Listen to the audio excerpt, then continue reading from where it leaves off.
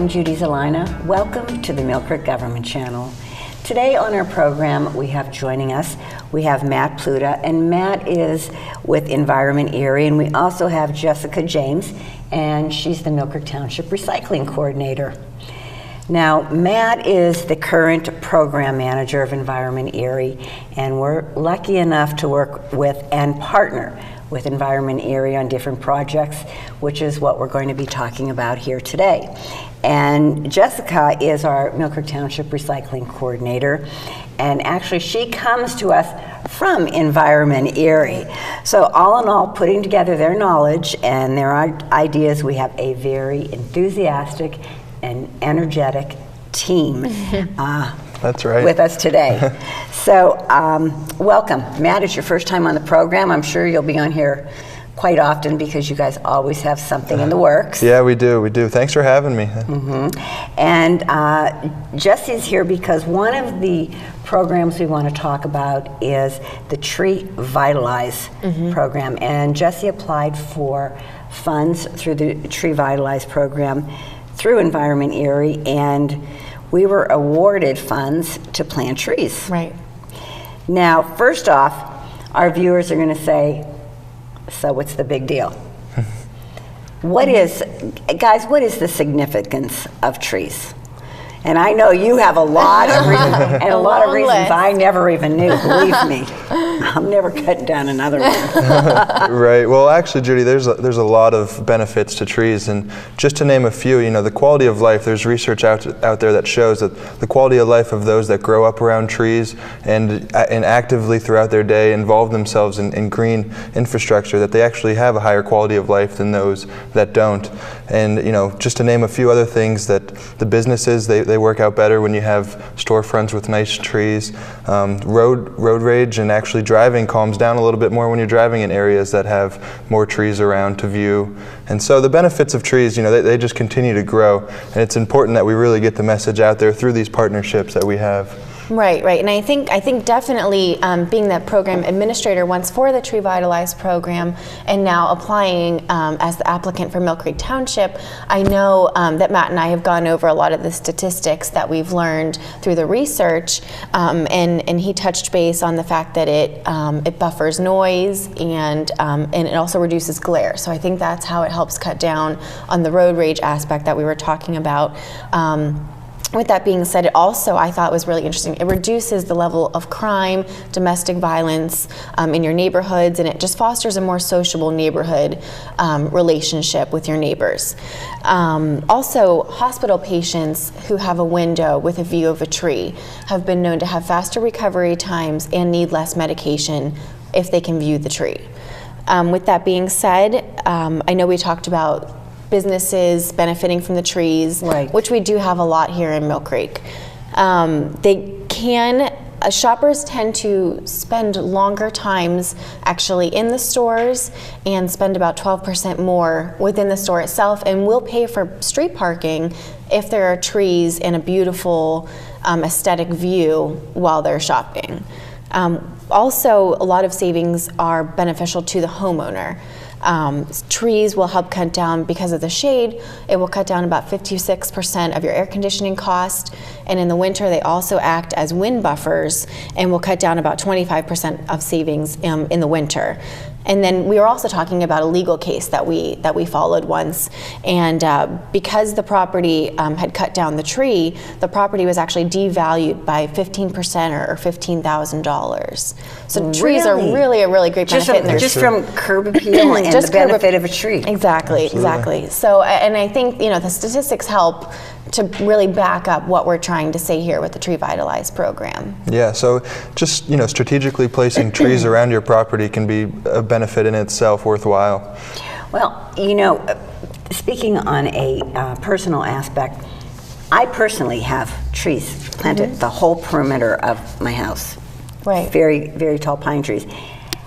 I very rarely have to put my air conditioning on. Exactly. When it's so warm and people will come in my house, they'll say, It is so, because I'll say I don't have the air on, Right, and it's right. so cool because I've got so much shade, and it does keep off the sun. So that is true. Yeah. That Yeah. really is. And in a climate like Erie, you know, we maybe only need to turn on air conditioning 3 months out of the year. I mean, that really does help.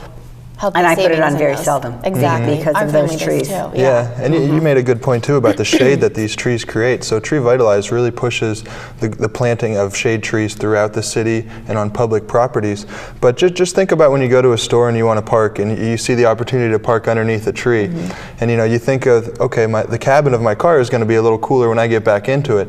But there's so many more benefits that play off that as well. You get that natural, that good feeling of being in a cool area, but actually the temperatures of your cabin will be decreased, and even the gas tank itself decreases the temperature. And with that, we're actually emitting less VOCs into the air, which helps out with asthma and any other respiratory sicknesses that we might have. I never knew that. Right. Matt was right. The cabin temperatures can be anywhere from 40 to 50 degrees lower If you're parked under a tree. shaded tree. Right. Yes. And no one likes to park right in the sun anyways. Exactly. Yeah. I don't. That's usually where I end up. But Yeah. now, this Tree Vitalize grant that Millcreek was very fortunate to be awarded these funds. What was all involved to apply for that? Did we have to have any type of training or anything like that for this grant? We did. When we were applying, we did have to send four employees to the Tree Tenders Workshop, and I think Matt can cover that briefly. And I was actually one of them, so I got to see again what they were talking about with those tree benefits. But they talked about a lot of other great things, and they're going to hold the workshop again. Oh yeah, and so this was a way to bring the community members together and to really train them on how to plant these trees properly, and more importantly, on long-term maintenance of these trees. Okay. Because you don't want to invest all of this time and all these resources into planting these trees, and then 2 or 3 years down the road they don't work out, or they don't catch soil and keep growing. So the Tree Tender Workshop was really beneficial in that we had members from all over the Erie County community, and we were teaching them. We did a demonstration on planting a tree out at Frontier Park. We talked about the correct soil to put in with your tree, the compost that you can mix in. And so after getting a lot of good feedback, I feel everybody that left the workshop was really well equipped on taking on these projects. Because I think that is important. Yes, you can award funds Right. to plant these trees, Well, what do you do? but if you don't have someone that's knowledgeable, but because I know there is a lot of knowledge to plant a tree correctly and to maintain it. There is. And I just want to give two little things when I learned at the tree workshop. And I had no idea. I mean, I was always, green and environmental, but I just thought these two were really interesting. The biggest mistake people make when mulching, and actually this even ties in with our Millcreek Compost Center, but the biggest mistake people make when mulching is they like to do a large heaping volcano mound of mulch. Right. And really that's not great. What we want to do is pull the bark and the compost away from the tree trunk. And the way they explained this at the workshop was that you have to think of it like a Band-Aid on your finger. So if you keep that Band-Aid on for too long, your finger starts to get moist, and it might wrinkle, and then you start to have other problems. That's how disease and pests get into your tree. If you keep the mulch too close to the tree, the same thing will happen to the tree. Okay. Now, how many trees was Millcreek awarded? Millcreek was awarded. Our entire planting project plan was to plant 151 trees this coming spring. 151? 151, yes. Quite an undertaking. It is. Right. It is. And we chose those through different avenues, but being a Millcreek resident myself, I was aware of a lot of the places that I thought really needed help, Okay. and the busy corridors that needed some extra trees. We also worked with Environment Erie. They had a couple suggestions. We worked with our Parks and Rec department. They let us know of a couple parks or lined areas that needed some help. We were also working with Ken Fromneck, who is our Millcreek Township arborist, and he's been certified for 7 years. And then we were working with Scott Scholander, who's the urban forester from Penn State. So between all of our heads together, we came up with a good, I would say about 15 locations that we could add trees to. Can you give us an idea of some of the locations Sure. that residents are going to see trees? Yeah. A couple of them are going to be, and each one is dependent on the size and location, the spot, the right tree for the right spot. Okay. But we're looking at planting at Wander Park, Glenwood Park Avenue, Shady Knoll Boulevards, and Westbury Farms Park, the Millfair Compost and Recycling Center, our East Side Garage, the Asbury Barn Recreation Center, Peninsula Boulevards between 6th and 8th Street, Lancaster Road in front of Grandview Elementary School, the Bow Valley Park and Playground, the Erie Golf Course, and then actually right outside in front of the Township building here along 26th Street. And I find it interesting because these are so many different sites, and of course they're not all going to get the same tree, right? Yeah, that's right. And No. as Jesse said, you put all those heads together and they really come up with a nice list of the trees that are specific to certain areas. Okay. So a lot of people argue that trees can damage roads, but just by doing a little research and finding those trees that have shallow roots that won't actually get underneath the concrete and the asphalt, they actually do a lot of benefit, and by placing the right tree in the right spot, we can prevent all those damages. Right. How can we as a community get involved in this project? It's very exciting. It is exciting. As a community, part of the funds that we applied for, we did receive $15,000 from Environment Erie. So part of the stipulation was that Millcreek would provide some match funding, and I would say about 75% of that is coming from non-cash match. So that would be things like our volunteers that want to participate and help plant the trees, our staff time and salary, tree donations, if anybody can give us some saplings, all of those go into the non-cash match. So again, but if anybody would like to donate their time, we certainly need the help. We're going to be planting around the last 2 weeks in May, all of these locations, and definitely need help actually installing the tree, learning everything that we learned at the Tree Tenders Workshop, and just getting involved with us. So, may sound like work, but I can guarantee this little lady here is going to make it enjoyable, fun, and you're really going to feel good by helping out the community and helping plant out the trees. Right, right. So they can contact you if they're interested in volunteering? They can, yeah. They can reach me at jjames@millcreektownship.com, or my phone here at the office is 814-833-1111, extension 317. Okay. Great project that we're working on. This is wonderful, wonderful. I'm really excited to see the planting down on Peninsula Drive, being that I drive that route every day to work. But one benefit that we didn't get a chance to really talk about is that trees reduce stormwater runoff. And stormwater is a big aspect of the water quality that we have in Lake Erie these days, and with more research we're seeing that the impacts that runoff has on these resources. And so a planting like Jessica chose on the boulevard there, right on a busy road, trees are known for soaking up a lot of this water that would otherwise just run right over our bluffs and into our streams and our lake. So. And I don't think people are aware of that. They don't. And I think one of the things that we mentioned earlier with there's about 5 trees that are taken down, and every 5 trees there's maybe 1 tree planted for those 5. And I think a good example that Matt and I've been working on with Jim Sperry, who's in the Parks and Rec department, was Wander Park. And Millcreek did have to take about 30 of those trees down in the center of the park, but we had to. The St. George School was going to be putting in a football field, which has been planned there for a long, long time. So we decided that to counteract taking down the trees, we're going to line the entire park with street trees. Wonderful. So that should make the residents happy. Absolutely. I would hope so, yes. And if any resident is a neighbor in that neighborhood and wants to come help us plant that day, I would certainly welcome it. Great community event too. Yeah. Okay, now the Tree Vitalize program is just one of the many things that you guys are partnering on, Environment Erie and Millcreek. I understand that there's also some compost workshops in the works, correct? Right. There is. Yeah. Again, yes, we've been doing these for a couple years now, and actually the Millcreek Township residents, the number of residents attending these workshops have greatly increased. But Matt, I know we've actually revamped the workshops over time since I left Environment Erie, and now I'm over here partnering. Right. And I don't know if you want to. Yeah, we, about the just changes. what's great about these workshops is we have been doing them for so long. And I remember attending the first one as just, a typical resident of the community and just wanted to know a little bit more about composting. And now I'm kind of on the other side of things, so I have a different aspect on, what the people are kind of looking for. And we're going to take an approach this year to kind of focus on composting, but at a larger level of sort of like a zero landfill.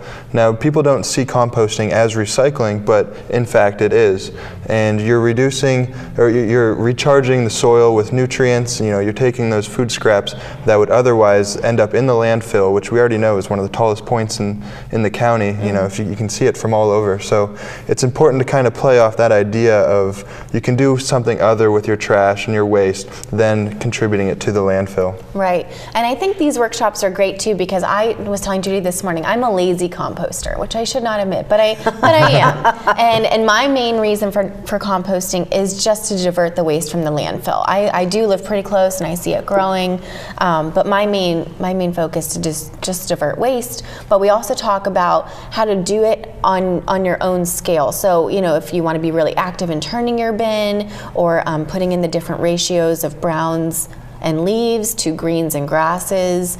We cover all bases, from the beginning composter to the intermediate composter. So it covers everybody who wants to be a lazy composter to somebody who wants to be really active. Right. Now, what can I expect if I attend one of these workshops? Well, it's going to be a little bit new this year, so we're interested to see what to expect as well. But we cut the day down in half a little bit. We feel that those people that are attending the workshop, they're anxious to get out there and compost. They know that they're leaving with a very nice composting bin to take home, and just to give them that rest of that Saturday afternoon to get home, fill it up a little bit and start it up. That's really exciting for them. So it's going to be about from 8 to noon, and we're going to be talking about all sorts of different composting and recycling activities going on throughout the community. You can touch a little bit more on those. Right, and we do have speakers coming in. I know that we have Corey and I will both be talking about the Mill Fair Center, which is a larger institutional composting facility, but then we bring it back down and talk about the backyard composting with the master gardeners. We usually like to invite waste management so they can talk about the growth, the history, and the future of the landfill. Don Blakesley is a presenter, as well as the compost bin company that we use, which is Good Ideas. But all of us together, we have a great workshop. People are welcome to ask question and answers.